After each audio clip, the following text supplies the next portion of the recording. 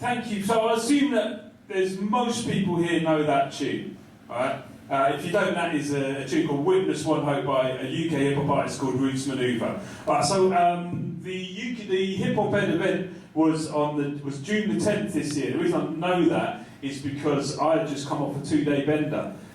June the 8th being the day of the election, and I had stayed up, as many of us had done, late at night, enjoying the rare privilege of laughing at Tories and watching their smug faces fall into disappointment in various different points around the country. And then June the 9th was my birthday, so I stumbled into June the 10th and did this hip-hop ed presentation, and I was everyone had these really slick, amazing presentations on a whole lot of interesting topics.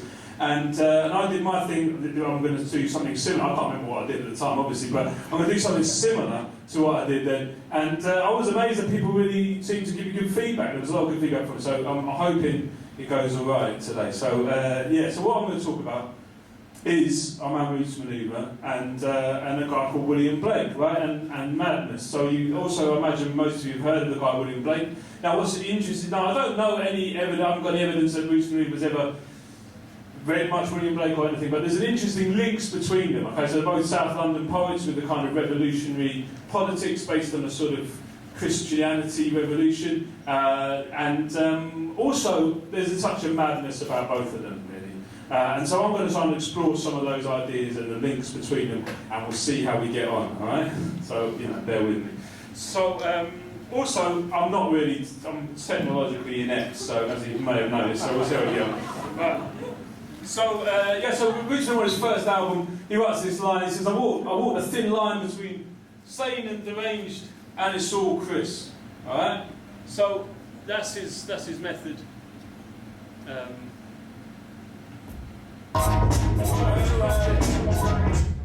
We can't get off that tune. All right.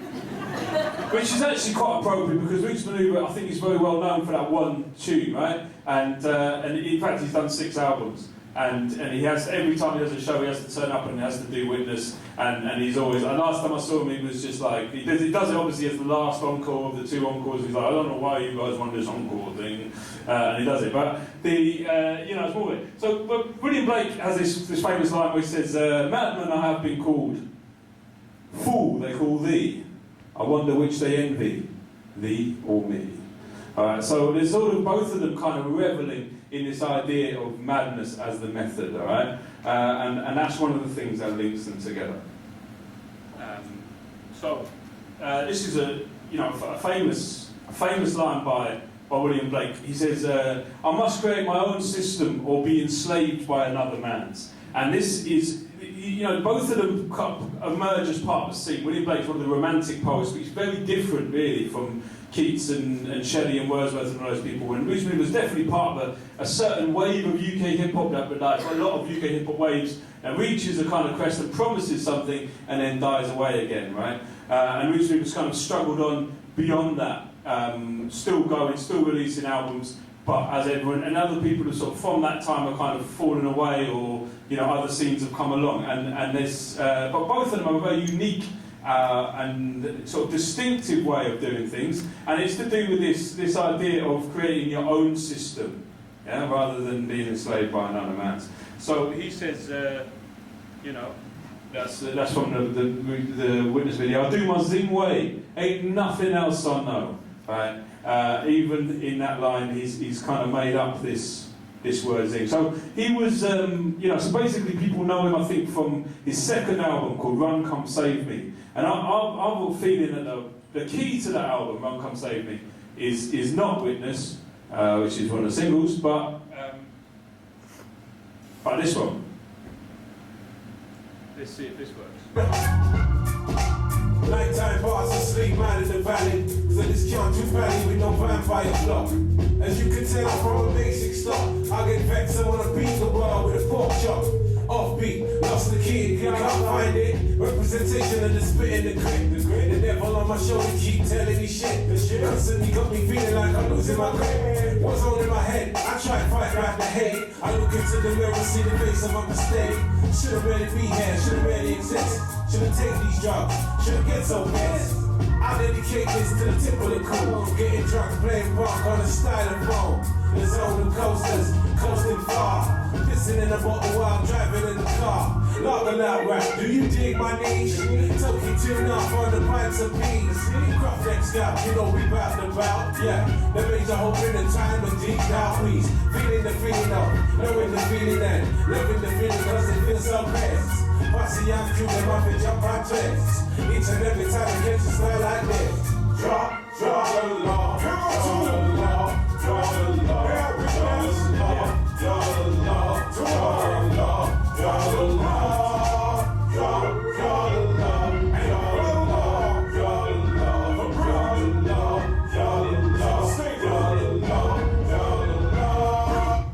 So yeah. So this, if you sort of listen to the beginning of that track, it's all about how shit things are for him, you know, and he's sort of, you know, and he even starts with this kind of weirdy kind of melody that then develops into something by the end. So he's, you know, he's saying, you know, just this kind of, you know, he's vexed with the world. He can't, like, there's kind of out there are the vampires. He's trying to kind of be himself within that. He sees himself in the mirror. It's horrendous, but it's not. But in fact, it's quite a rousing kind of punk chorus, isn't it? Right at the end, and it's like, how do we escape from the madness? And this is 2001, and the escape from the madness is through anarcho-hedonism, is basically what I'd call it, right? You know, pissing in a bottle while we're driving in the car. It's lager loud rap, and we might feel shit about ourselves and where we come from, and being poor, being black, coming from sort of the basic stock that he talks about. But there's a way out of it.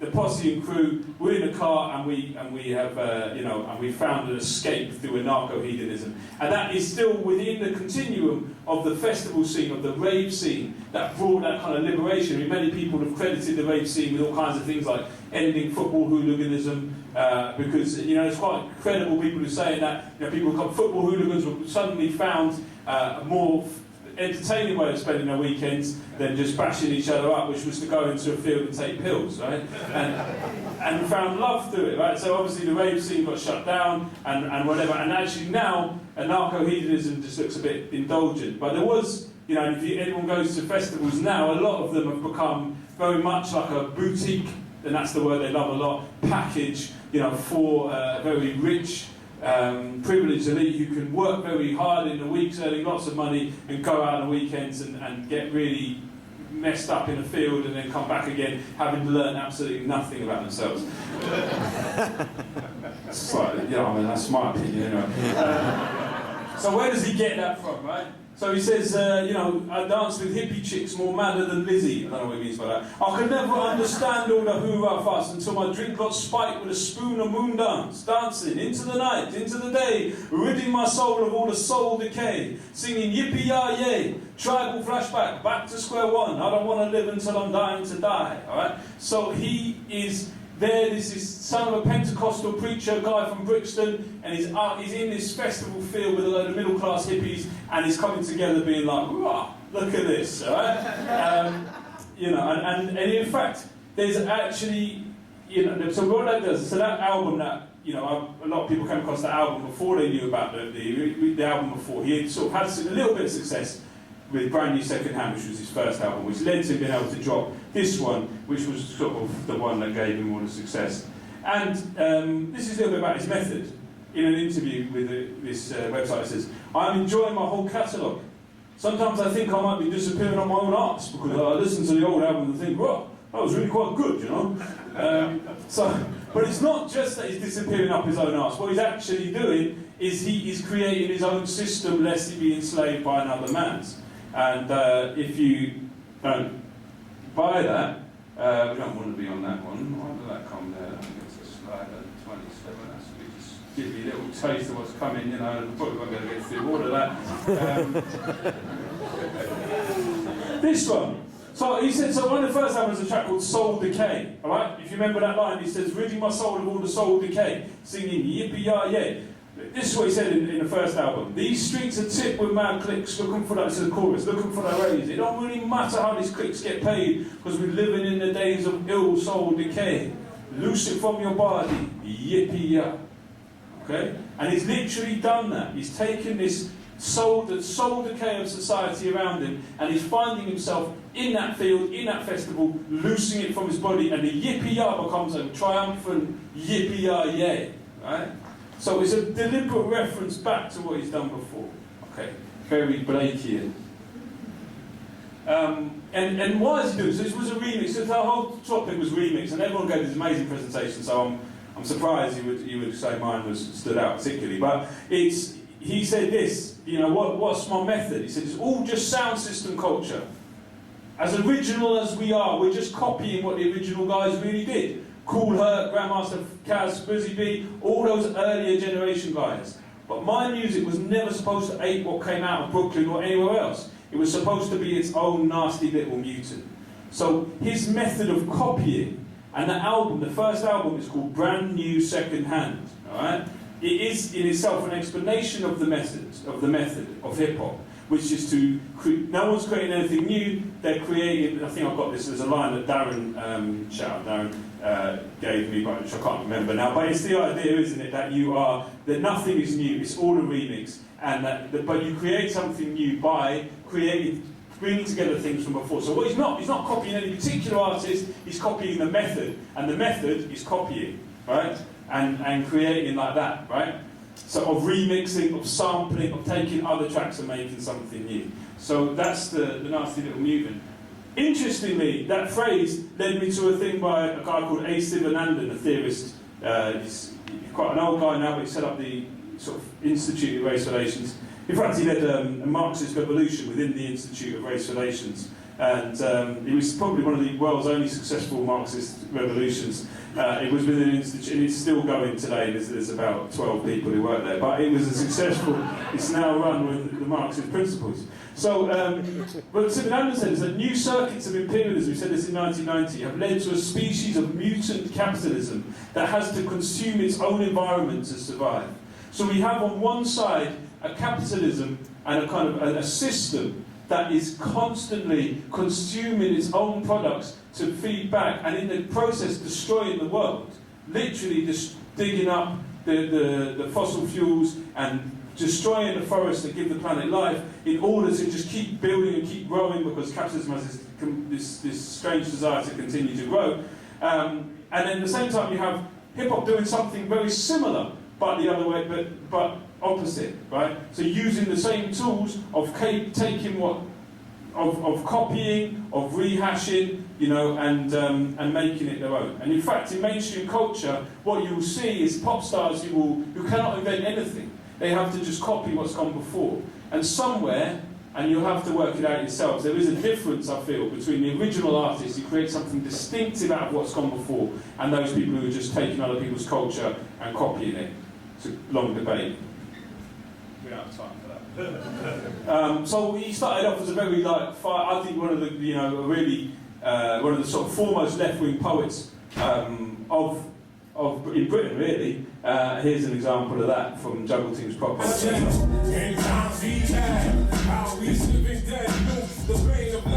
In the West, who's down for civil unrest? In times like these, comrades it's hard to find. The beast keeps the message, so in the line, their sneaky tactics to keep their wars running, so they can have a market for the guns and ammunition.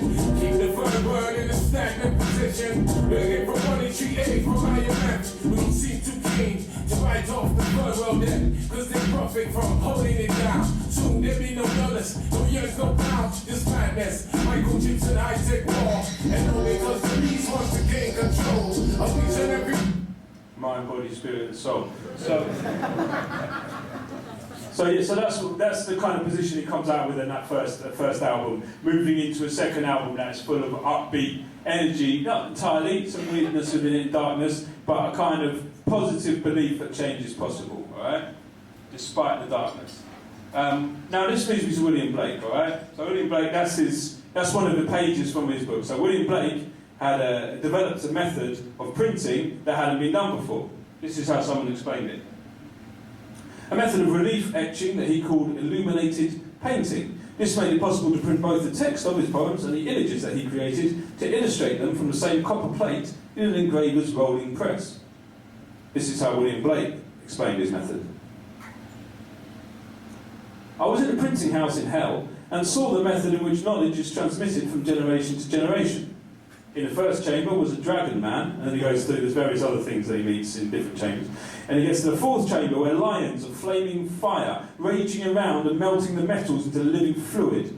In the fifth chamber were unnamed forms which cast the metal into the expanse.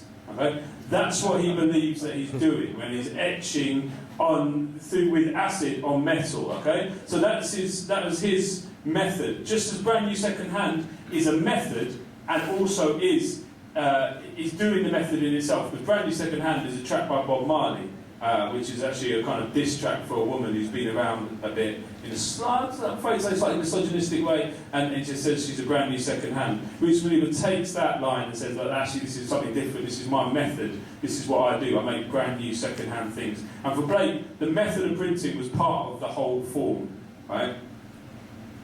There we go. Blake himself was very revolutionary. This is around 1789, was obviously a big event in Europe called the French Revolution. Blake was down with that. He wore the red neckerchief that all of the revolutionaries wore. Even after it was banned, he carried on wearing it. Some of the weaker romantics, like Shelley and people like that, put it away, hid it away. But Blake was proudly doing that. He said, here things like, "Empire is no more, and now the lion and the wolf shall cease. Let the priests of the Raven of Dawn no longer in deadly black with hoarse note curse the sons of joy, for everything that lives is holy." So it's quite an amazing thing to say at a time when religion was sacrosanct, right? And he's saying the priests are condemning us for where everything we do is holy, and that of course includes sex, which would have been condemned by the church.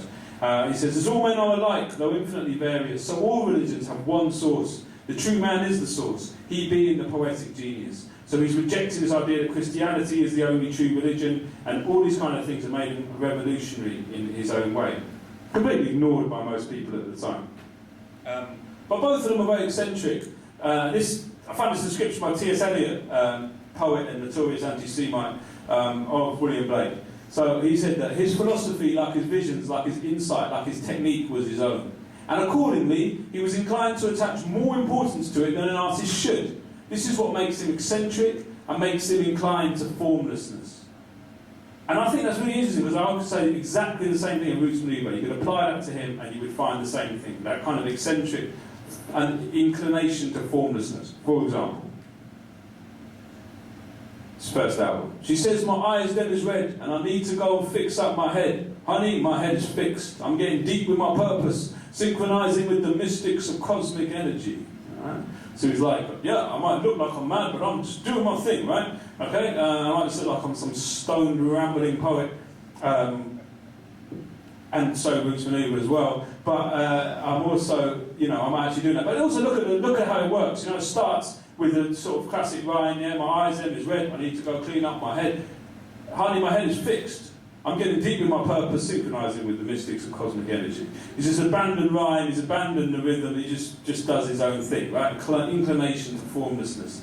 Interesting comparison, I hope you think. But he said, by later in his, 2015, you're starting to see some of the cracks appearing in this method, right?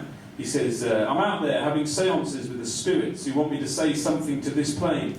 I can't take much credit for it because I hear things in dreams. I hear things all the time. I've been known to get drunk and sit in an empty room like this, talking to a room full of people who are giving me all this information. But if I told that to my GP, he would give me a really high dosage of Prozac, and I wouldn't be able to talk to those people and get the inspiration to write.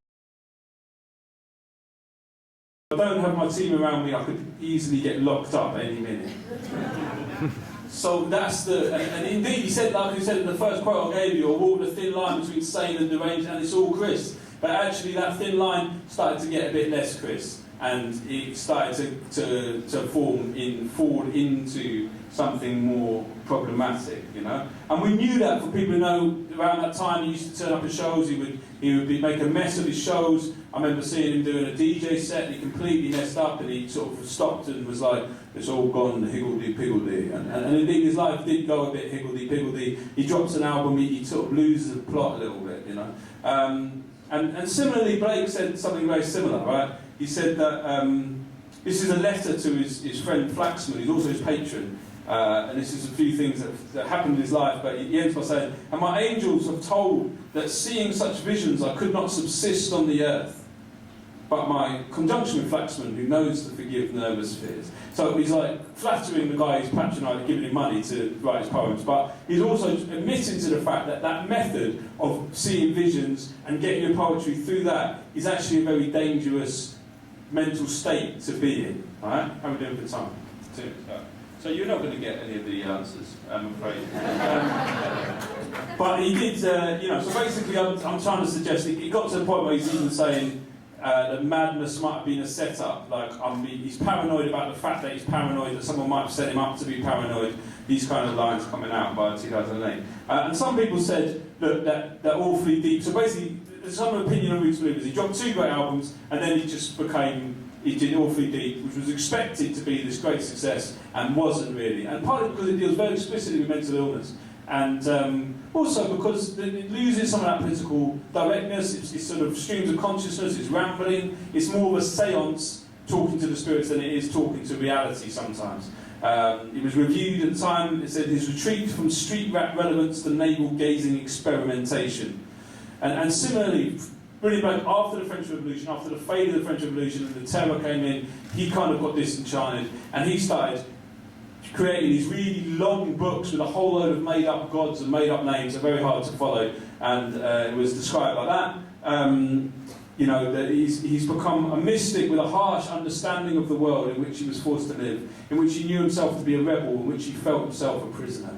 And so you could say, all right, there's something, I'll just conclude by this, you could say there's something individual about them, that they had a kind of, both of them had a tendency to kind of towards madness, to schizophrenia. But I want to think about schizophrenia in a kind of, like a guy, Deleuze and how do you say those guys, Guattari, kind of theorised schizophrenia as being something kind of exterior to capitalism, and that it was, when you start to lose the sense of what's in you and what's outside of you, this actually is an interesting artistic space. And it wasn't just, I think, that they started to lose, that they just lost their mind. I think there's 2 other factors involved. One is dealing with success, you know. I will just very quickly show this line.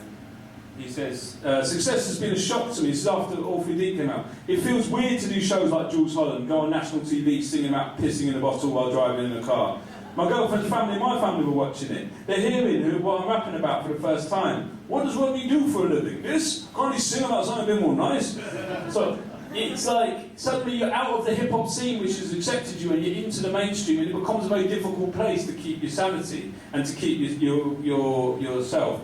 That's one thing. And I think the other thing as well is actually the political moment that we had in 1999, 2000s, before September 11th. And dark as things were for a lot of the world, and still were, there was a sense of hope. We was between the Cold War and the war on terror, you know, and the 90s had there was a positive time, not like nostalgic for it, but just had a possibility that change was there. And then we get to an era post 9/11 where things seem really sewn up and things seem completely devoid of hope. And the artists are responding to that in a way that isn't just madness, but in a way that actually is trying to is actually using the method of what's around them to respond in a way that's only coherent way to a messed up world, which is to write messed up words.